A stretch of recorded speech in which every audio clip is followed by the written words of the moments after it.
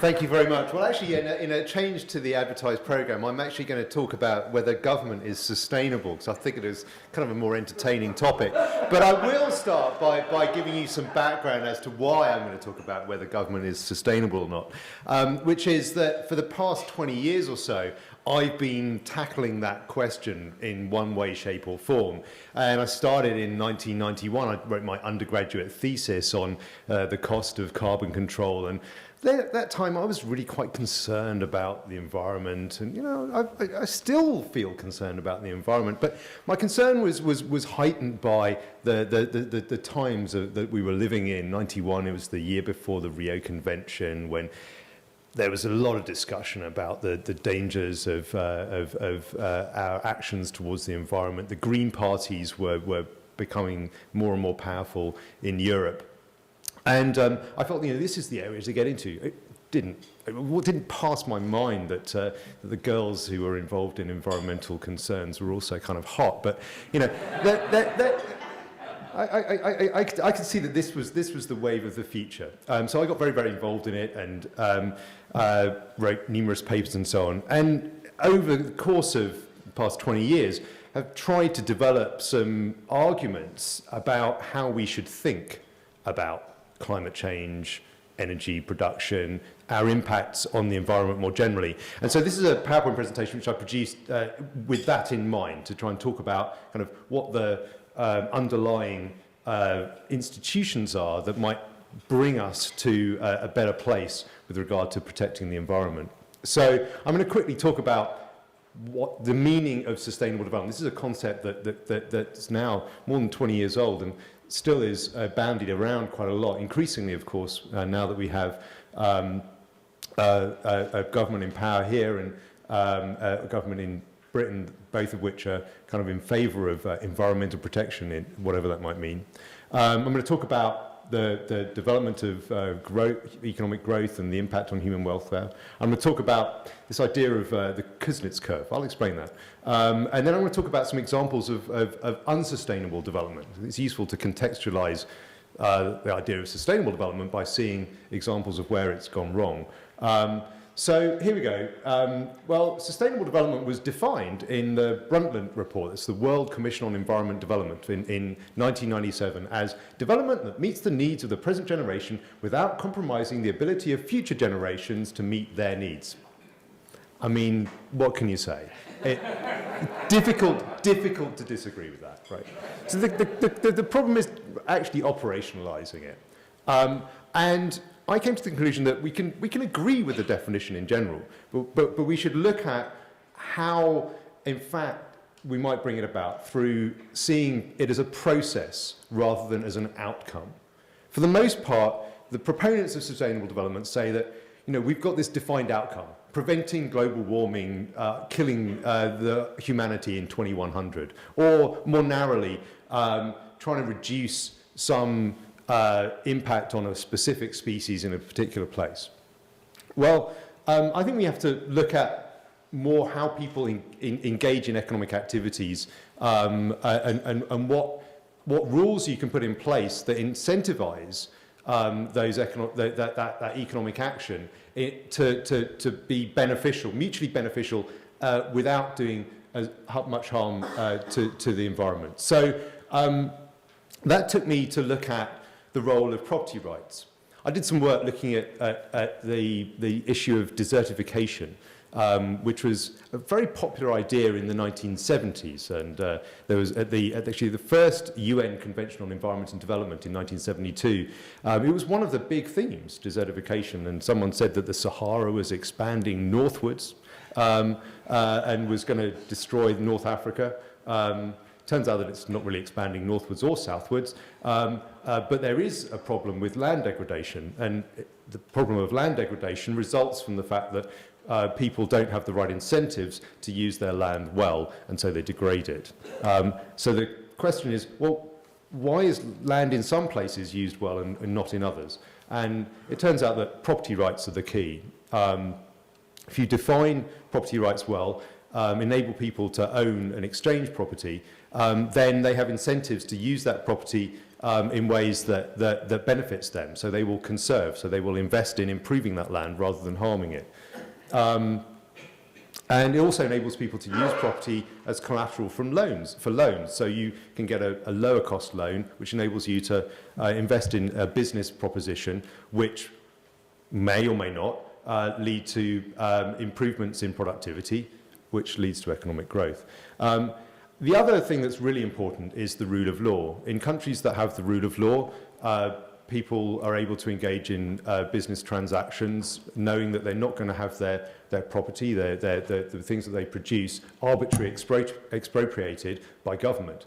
In places without the rule of law, in places where governments can simply step in willy-nilly, arbitrarily, then people are less willing to invest in business activities because they're concerned about the possibility that the products will be stolen from them. So we can see examples of entrepreneurs being motivated by a desire to improve their lot, to developing technologies that benefit all of us. So I've given 3 examples here. The transistor, which is invented by Bell Labs, which replaced the cumbersome, inefficient valves, enabling mass production of high-tech electronic products. I thought these examples were kind of useful in giving a talk in California where many of these things were invented. The integrated circuit, invented by Jack Kilby at Texas Instruments, okay, Texas is there too, and enabled mass production of personal computers, leading to the automation of many tasks. Low-loss fiber optic cable, developed by Corning, revolutionized high-speed telecoms, enabling the development of the internet. So why do I give these 3 examples? Well, because these are green technologies. They weren't developed as green technologies, though. And this is important. You know, no government official, no Barack Obama started a program in the 1920s saying, we've got to develop some green technologies. Let's invest in green jobs. And okay, I'm going to invest in the transistor, the integrated circuit, and low-loss fiber optic cable. Yeah, that's going to be the solution. No, this is not how innovation takes place. Right? Innovation occurs often through all sorts of mechanisms which rely on tacit knowledge of the local circumstances. It relies on insights occurring that have nothing to do with a central directed program.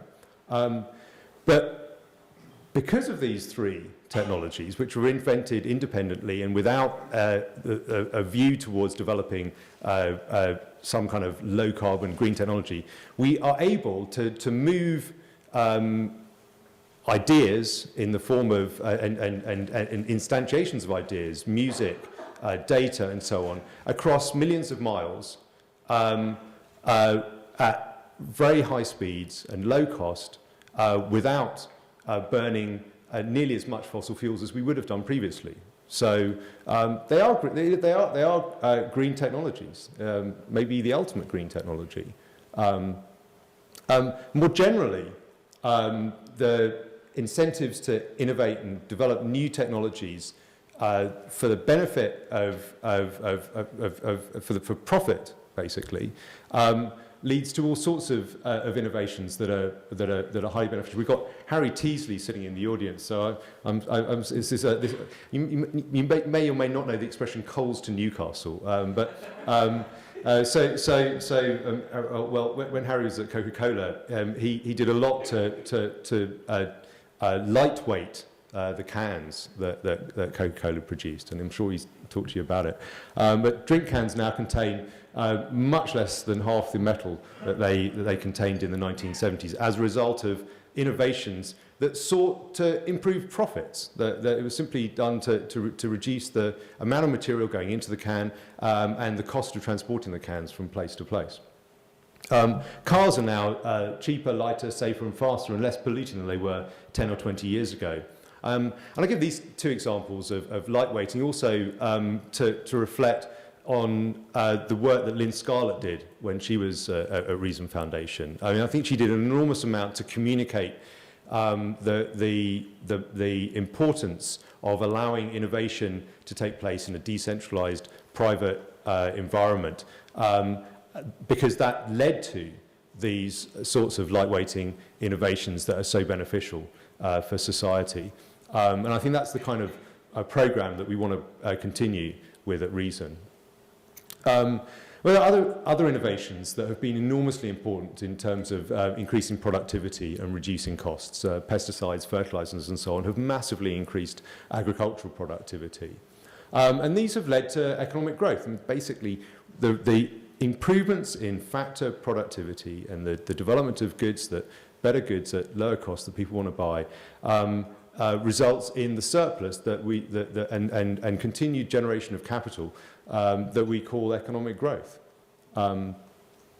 So we can see that before widespread private property and the rule of law, the world was a poor place.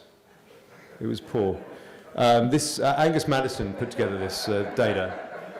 So until about 1500, we're talking about $100 per capita per year GDP. Hobbes's description of it, nasty, brutish, and so on, was true and short. People lived people didn't live 70 years and 10. And then from 1500 onwards, in Europe especially, things started to get better as security of property was improved. And then after 1800, literally exploded. So you've had this just rapid expansion of economic activity as the idea of private property has spread more widely around the world, and people have been able to engage in more economically productive activities. And you see from 1820 till today, the proportion of people living on $1 a day in the world has fallen dramatically. I'm sorry I haven't updated this to in the last 5 years with new data, but it carries on falling for the most part.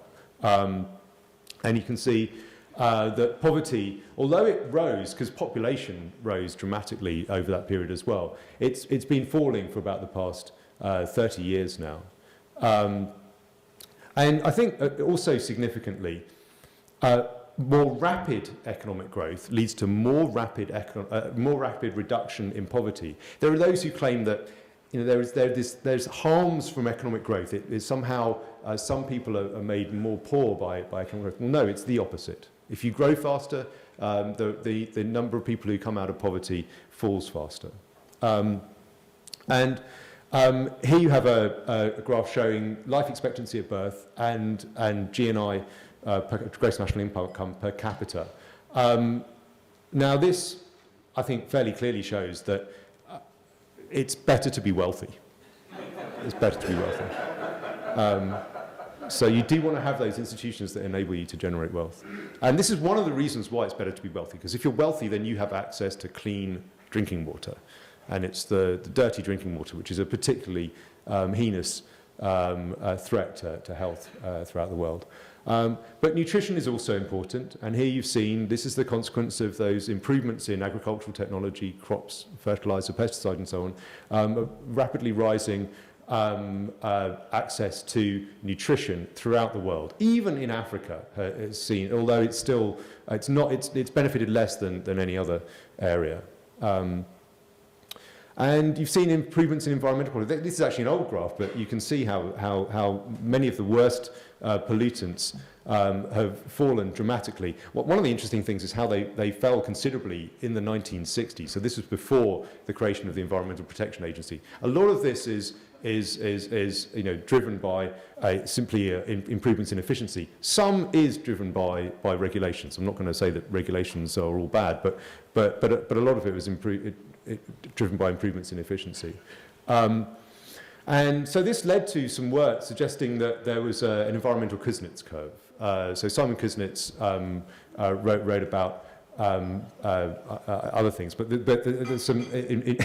A bunch of analysts showed that in the initial stages of economic development, typically you have relatively low levels of economic growth, but low levels of environmental impact.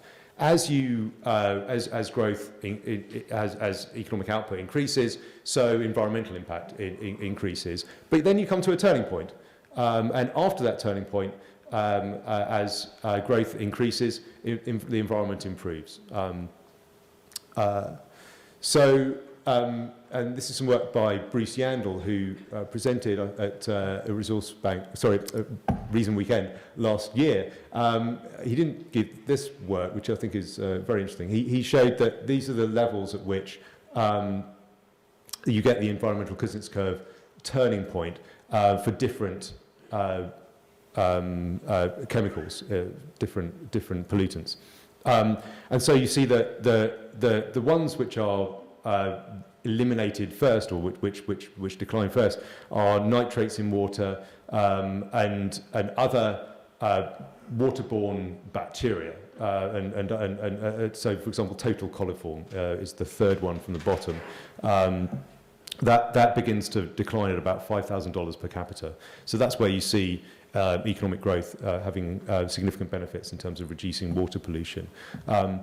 As you go higher up, the turning point goes higher. But interestingly, at the top, you have carbon dioxide. And there's some suggestion then that you have a turning point for carbon dioxide production at somewhere between 37 and 57,000 US dollars per capita. Now, if that's true, then the solution to global warming, if carbon dioxide is a significant problem and cause of global warming, is rapid economic growth, because we'll then be able to afford to reduce carbon dioxide emissions, or maybe develop the technologies that enable us to do so more effectively. And of course, you don't have to have the same levels of wealth in every country to adopt the technology. So here we've got the changes. Sorry, I'll go back to the first slide. This is electricity consumption in 1971 against wealth. So electricity consumption on the vertical axis and wealth on the horizontal axis.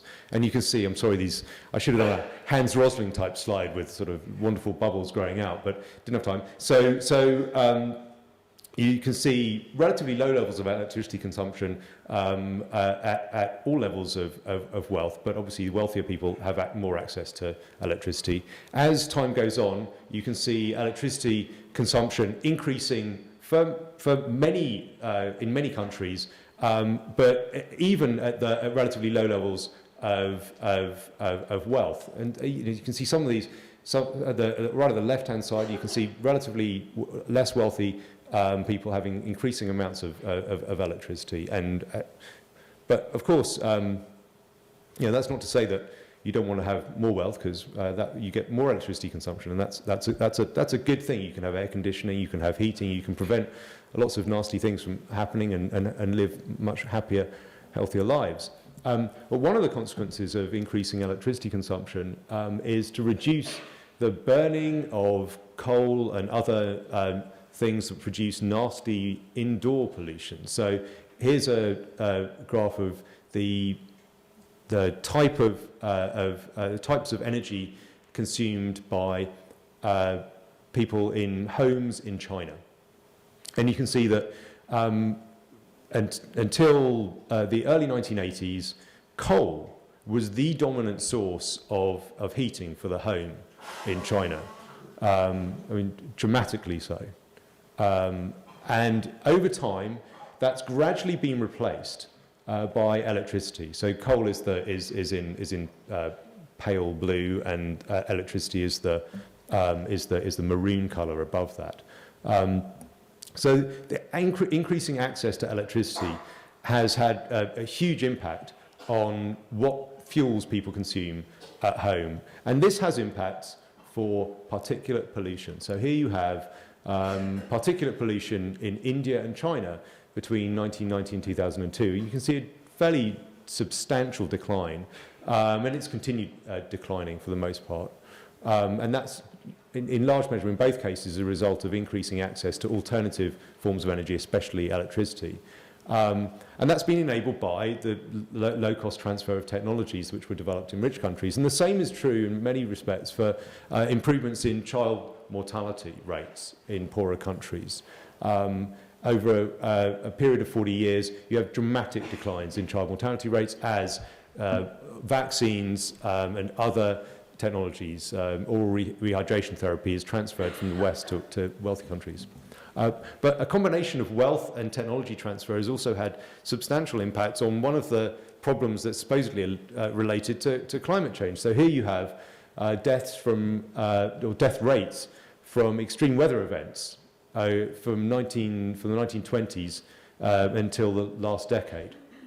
And you can see that as wealth has risen on the red line, death rates from weather-related natural disasters has fallen precipitously. I mean, it's just tiny, barely measurable compared to the situation 100 years ago.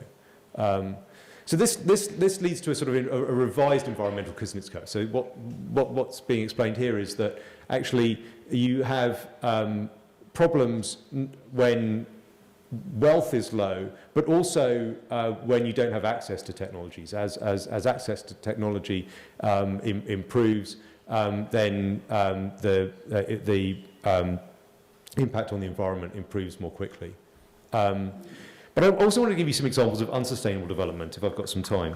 So here's, I took a trip in 2002 from Delhi to Agra. So Agra is where the Taj Mahal is. And to go there, we went past this, at the border between Delhi and Uttar Pradesh, we went past a queue of trucks that I think must have been 2 or 3 miles long. And I stopped at the end of the, when we stopped at the end of the queue to transition into Uttar Pradesh, I turned to the driver and I said, what are all these trucks doing?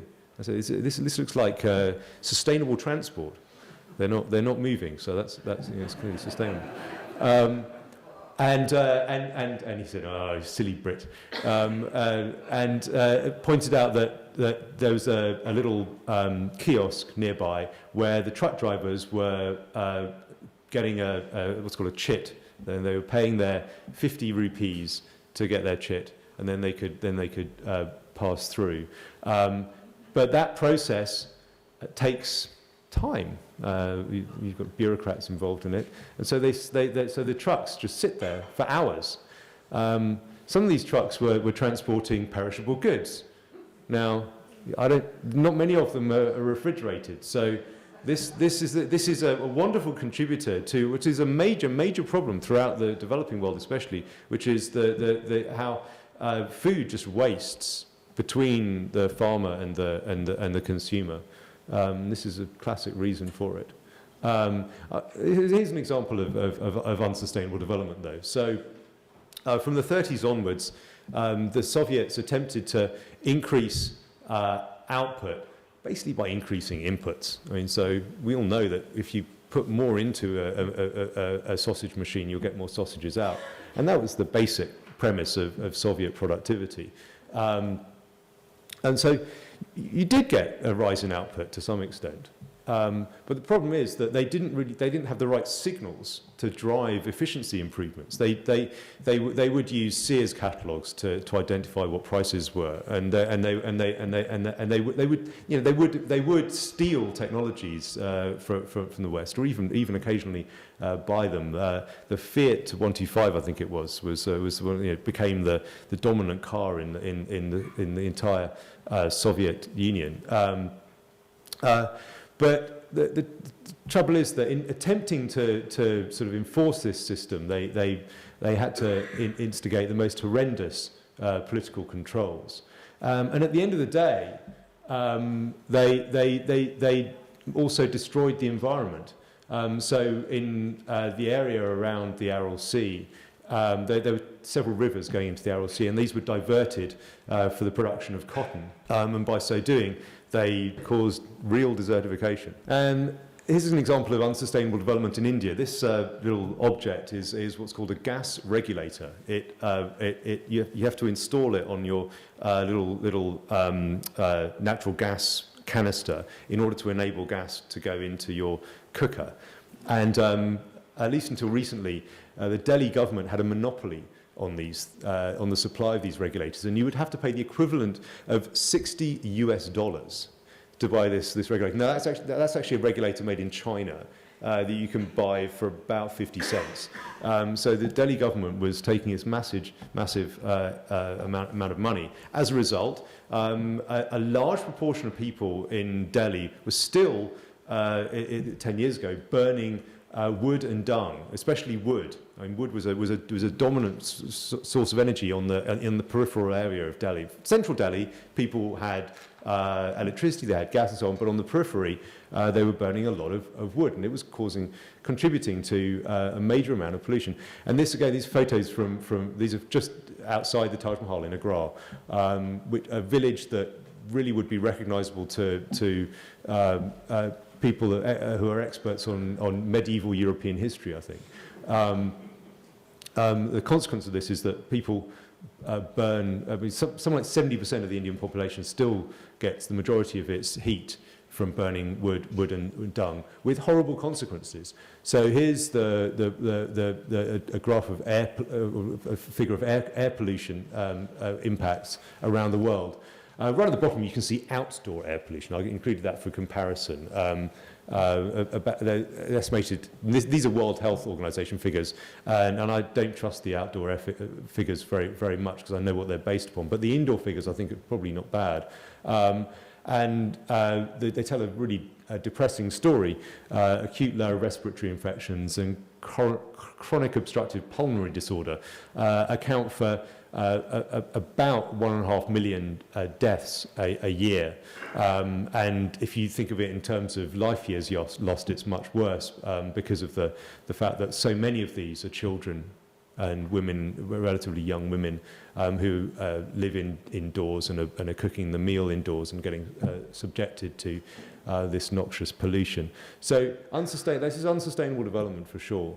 So the lessons are, don't try to plan centrally. I think that's pretty clear. Enable private ownership, enable people to trade freely, both locally and internationally, and prohibit arbitrary discretionary actions of government officials. Now, I think that we now need to think about applying these rules back here in the United States. And so one of the things we're going to do at Reason Foundation is develop a more ambitious program on environmental issues, especially focusing on what the real benefits of, what the real measures are that will lead to beneficial environmental actions domestically, and question some of the dubious interventions which are being rolled out now. For example, restrictions on all sorts of technologies that are hugely beneficial, whether they're agricultural technologies or indeed electricity generating technologies. Thank you very much.